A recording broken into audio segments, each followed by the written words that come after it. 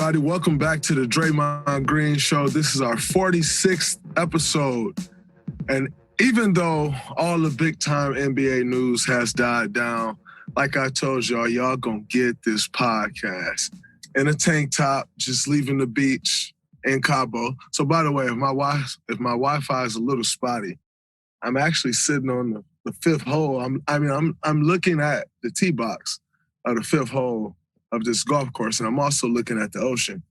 So, as you know, I take my appearance seriously on these things, but this is what y'all getting from me today because I'm enjoying the beach. But I still want to come talk to our loyal supporters, our listeners, those that we appreciate.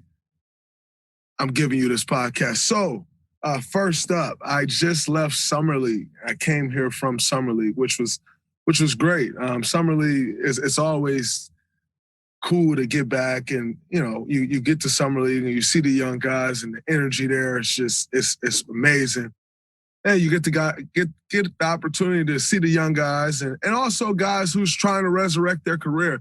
My fiance Hazel, she was asking me the other day. She was like, "What's the point of Summer League?" And so I start breaking down all of these things. So it was actually last night. I start breaking down. It's an opportunity for younger guys to get reps. It's an opportunity for guys. To play, and overseas scouts are watching. It's an opportunity for guys to play who's been in the league and trying to work themselves back. And I went through all of these things, and it was funny because then we're watching the telecast on ESPN, and they asked the same question, like, what do you get out of Summer League? And JJ Redick started answering, and he was answering it the same way I was answering. And she was like, oh, you do know what you're talking about. And I'm like, I think I know what I'm talking about a little bit. But no, I mean, the way Summer League, from where it was and where it started to where it's grown is absolutely insane with what the NBA has done with the NBA Summer League. I remember even when I was playing 9 years ago, there maybe was 20 teams that had a Summer League team. Like every team in the NBA didn't have a Summer League team. And like now, every team has a Summer League team. I'm not sure if it's actually a requirement or not in the CBA. I probably should know that. But it lives as if it is a requirement nowadays. And, it's something that, you see all the older guys come back, which is always a fun time. And I think it's a fun time for us because, like, you remember what that grind was like 2.5 weeks in Vegas. You got people cycling in, cycling out, guys fighting for their careers. Like, you remember that grind. You remember that hustle. And so it's always good to get back. And then who's upset about a couple of days in Vegas? I don't think anyone's arguing about a couple of days in Vegas. So that's always fun. And like I said before, we got a chance to see Paolo Banchero play, which, by the way, we'll get into Paolo in a minute. But, you get a chance to see these matchups. And, last night we saw a rematch of the finals with the Warriors and Celtics. And, ironically, and speaking of that game, I'm watching that game, and the Celtics guys played like a team that had just lost in the NBA Finals. And like the Warriors played like a team that just had won the NBA Finals. And it was very interesting to see because you have to understand the psychology behind it. There are a few guys on that Boston Celtics team that was in the NBA Finals, didn't play much. But then you also have obviously guys on our team that was in the NBA Finals, but the coaching staffs are obviously coaches who just coached in the NBA Finals. And I knew going into that game that our guys wouldn't understand that, this game is going to be different than any Summer League game because you just beat them in the NBA Finals. And they're going to carry that. And I think guys on our team, younger guys on our team, not Moses, not JK or Wiseman a little bit actually, but like Jordan Poole, they actually had the opportunity to see 2 years ago when we sucked and we won 15 games. how teams were treating them as if they were still the same Warriors that had been beating the mess out of teams for 5 years in a row. And no matter, if you should have saw some of the lineups we were putting out there on the court that year, no matter who was in that lineup you had on the Warrior jersey, people were trying to destroy you. And guys on our team didn't understand it. And I just used to go into those games laughing, like, or I would see something going on and I would just laugh because I'm like, yo, y'all getting punished for what we've done to these teams for the last 5 years. And that's kind of what happened to the Summer League team last night. It's like they got punished last night by the Celtics because of what we did to the Celtics in a few weeks ago in the finals. And I think it's important for people to try to understand those games within the game. Like, I think you'll have so much more fun and enjoyment. You'll get so much more enjoyment out of watching these games if you can try to further understand these games within the game. And I mean, quite frankly, I guess some of them you can't really fill it out if you haven't done it. But like things like this, like I'm telling you this now, so now you can like look forward to things and don't get it twisted. Most of the time, if you ask a player, they're going to be like, "Oh, no big deal. Like, it's just a game like any other game." No, I'm here to tell you that's garbage. And players will always downplay it. Most guys will downplay it and be like, "Oh yeah, no, it's just another game on a Sunday night or whatever." And like games really do be meaning more. Like, you get the whole cliche of like, play every game the same. And, your coaches tell you like, you got to play every game like it's your last. Like, them things are, that's a cliche. And the Celtics showed that it was a cliche last night when they destroyed our Summer League team. But, and speaking of our Summer League team, and I'm going to say this publicly because I said it to his face, I thought Jonathan Kuminga was so bad in the game that I went to. They were playing the New York Knicks. I thought he was very, very, very bad. He didn't look engaged to me.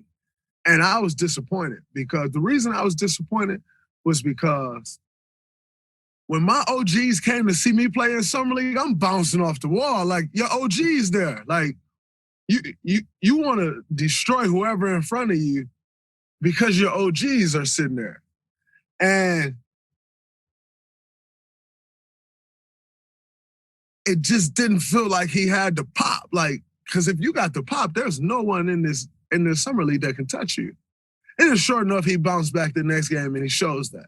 Like, yeah, if I got the pop, there's nobody in the Summer League that can guard me. And then he bounced back to the next game and he shows it again with 29. Like, and so I was very disappointed in JK's first game. His next two, he showed why he's the number 7 pick in the draft. He shows why there's so much belief and excitement around him for this organization. And, why there's a belief that, with the losses in free agency, that he'll fill that spot going into next year. And I think that's something that as a 19-year-old, he has to understand. Like, that's a huge role to fill. But ultimately, you're just playing basketball, and you've been doing this your whole life. And so I'm looking forward to him getting that opportunity. It was great to see how he bounced back in those next couple games. OG Moses Moody, as I like to call him, Moses is an old soul. Moses acts like a 15-year vet in the league. He does absolutely nothing wrong. Moses played incredible. And what I loved about it, there was a guy on New York's team, his last name was Jeffries, and he hit a trade and he started talking to Mo. And like Moses is one of those guys where Mo not going to start talking to you. But if you talk, he's going to say something back. And so he hit the three, he started talking, and Moses said something back, run it down. Mo come down, next play, bam, tray ball. Hey, I'm not the one. And you see Moses yelling to him, I'm not the one. But Moses has had a very, very, very good summer league. It's great to see his growth. Like I've told y'all, that kid puts in work like not many that I've ever seen before, and just his discipline. Like, that's a skill, and he has that skill, and I think it's absolutely beautiful. We got the big fella back out there, James Wiseman, and I think Wiseman looks very good out there, especially all things being considered. And And that is, James Wiseman really haven't played basketball since like 2018. If you think about it, he played, 4 games his year at Memphis, and he sat the rest of the year. Played like 20 games his rookie year in the NBA, missed the rest of that year.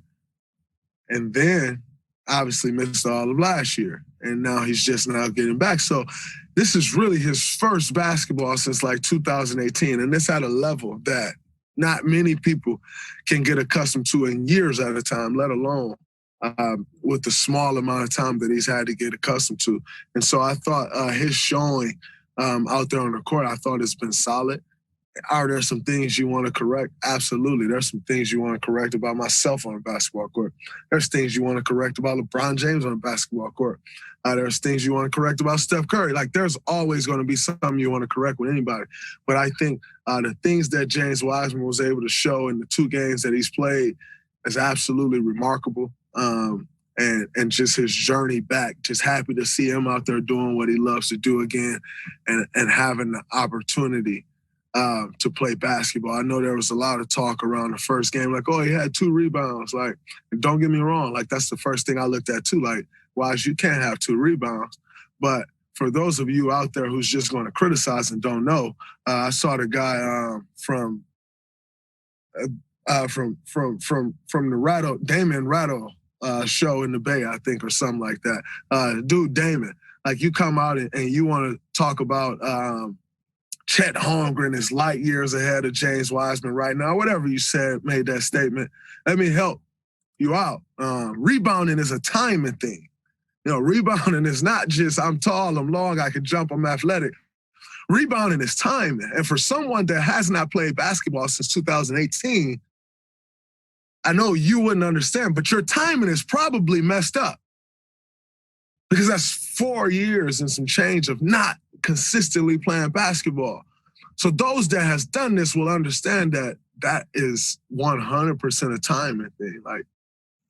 Like I said, again, I would never excuse James Wiseman having 2 rebounds, nor do I think James Wiseman will excuse it. But I am also, and as someone who's done this at this level, who continues to do this at this level, I do understand that rebounding is, obviously, you got to have a knack for the ball. You got to do the proper things in boxing out. Coach Izzo used to teach us hit, find, and fetch. Go hit your man, find the ball, then go get it. Yeah, all of those things. And who wants the ball more? It's all of those things. But equally as important, if not the most important, is your timing. You know, you can have a ball right there, like, oh, I got it, and you jump with the wrong, like, your time is off on your jump, you don't get it. So to try to make it a thing and, like, compare these 2 guys after, and this kid's been out for 4 years, ridiculous. And also, you can't judge who's better off a summer league game. So let's stop the foolishness. It's ridiculous. Welcome back, James Wiseman. Happy to have you back.